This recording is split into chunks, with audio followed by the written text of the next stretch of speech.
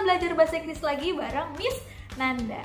Belajar bahasa Inggris kali ini yang udah pasti tetap Miss Nanda kemas dengan menarik dan menyenangkan melalui animasi yang udah Miss Nanda buat nanti.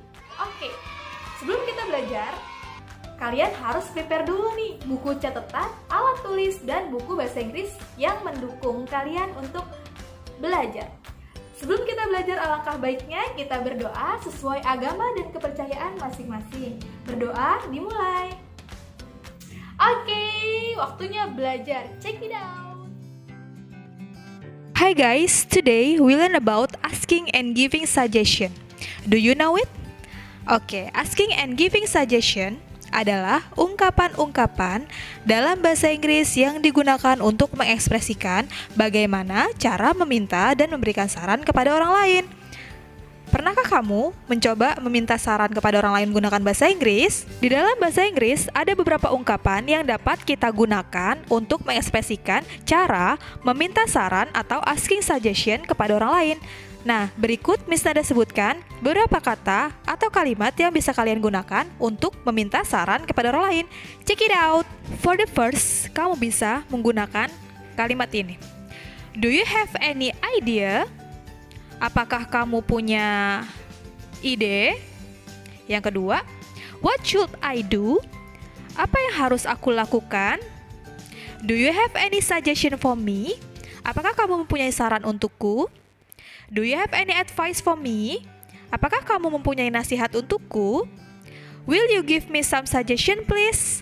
Maukah kamu memberikanku beberapa saran? Any idea? Ada ide? Can you give me some advice about bla bla bla? Dapatkah kamu memberiku saran atau nasihat tentang sesuatu?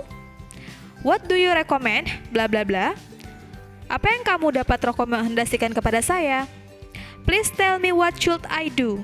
Kumohon atau tolong katakan padaku apa yang harus aku lakukan. Oke, setelah kita membahas cara meminta saran kepada orang lain, sekarang yang akan kita bahas selanjutnya adalah cara memberikan saran kepada orang lain dalam menggunakan bahasa Inggris atau biasa disebut giving suggestion. Kalimat-kalimat berikut ini bisa kalian gunakan untuk memberikan saran kepada orang lain. Yang pertama, you should, you need, you ought to, you had better, you ought to, I think you should.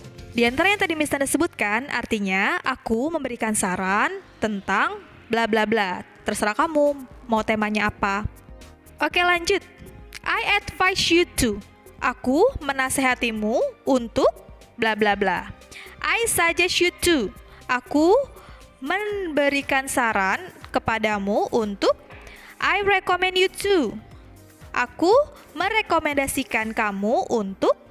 Nah, biasanya kan kita ketika diberikan saran oleh orang lain, kita bebas dong mau menerima ataupun enggak. Nah, di dalam bahasa Inggris, biasanya ada nih respon tanggapan yang sering digunakan. Nah, contoh-contoh responnya akan Miss Nanda sebutkan berikut ini, yaitu ada disagree dan agree. Disagree itu tidak setuju, agree itu setuju. Agree, ungkapan setuju dengan saran yang diberikan. Bisa kalian gunakan kalimat-kalimat berikut ini. Yang pertama, I agree with you. Saya setuju denganmu. I think you are right. Menurutku kamu benar. I think so. Saya sependapat. That sound good idea. Itu ide yang bagus. That's right. Ya, itu benar.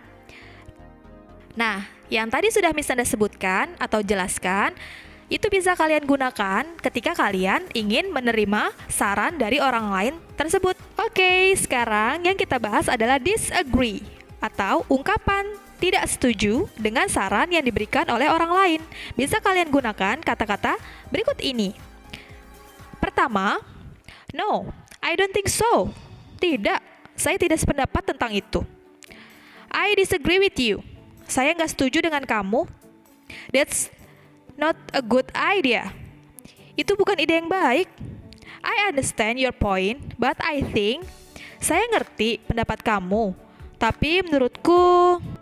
Oke, selesai sudah penjelasan yang sudah Miss Nanda berikan tentang asking and giving suggestion beserta agree and disagree. Sekarang yang akan Miss Nanda berikan adalah contoh dialog yang bisa kalian gunakan atau jadikan contoh untuk kehidupan kalian sehari-hari dalam memberikan atau meminta saran kepada orang lain.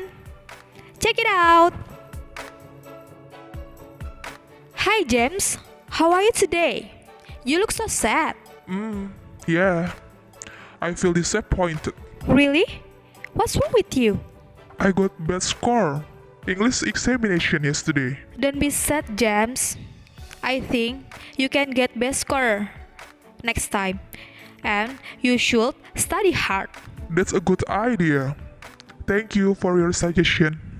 Thanks for watching. Don't forget to like, comment, and subscribe. See you in the next video. Wassalamualaikum.